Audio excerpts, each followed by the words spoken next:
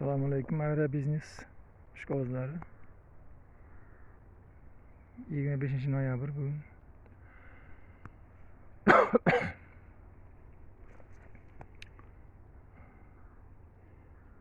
Eski boqlarni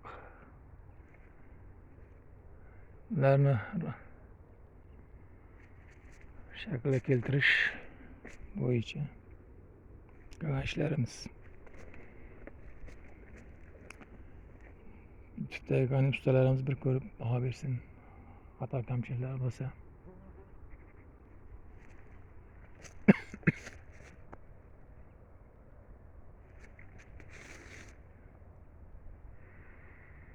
Eski bog'lik uchun bu yerda oralash kelgan, mana orasida xurmo ham bor.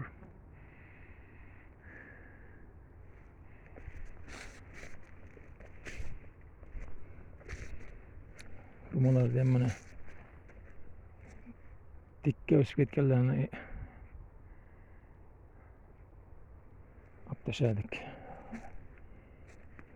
O'tgan yil oldirmaganda mayda bo'lib qoldi. Endi bu yil majbur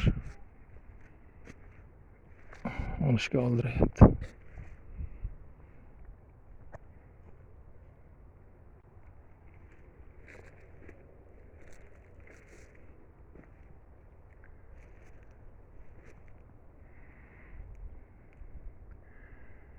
Bu yildan keyin mevalar yaxshi bo'ladimi? Hammasi meva kurtak.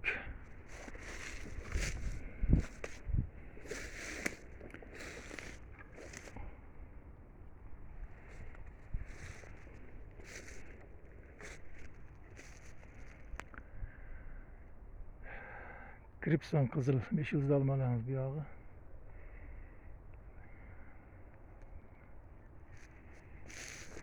Bunlarni ham 2 yil oldin paslatganmiz, yana shoxlarda shtam. Mana endi bu yil hosilga juda yotib turibdi. Taglari. Bu yildan keyin hosil zo'r. Xolasa.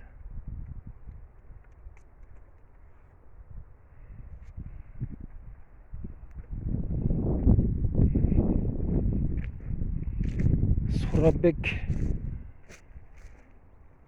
yaxshimiz.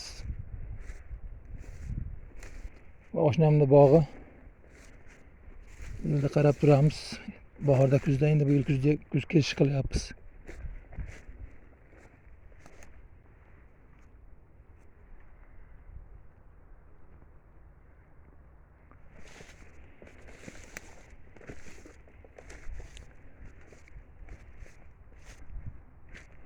Xurmolarimiz mayda bo'lib qolgan. Shoxlar hali ham ko'p, lekin ichidan tevalarni olib tashlayapmiz. Bo'y yetmaydiganlarni. Mana shuncha shoxlar mana. Bundan oshcha olsak, bu bog'bonlar ijtimoiy qilmayotganga o'xshab ketadi bular.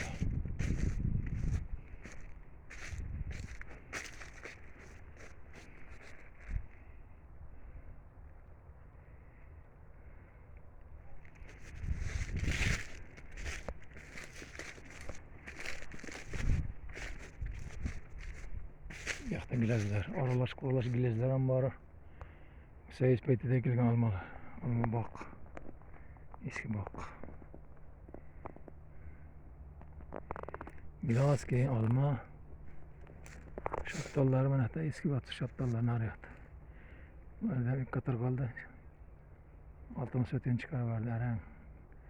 2 yildan beri jo'layman chiqarib yubordi deb. İlk qator yana chiqarib yuborish kerak. Qarab yotibdi.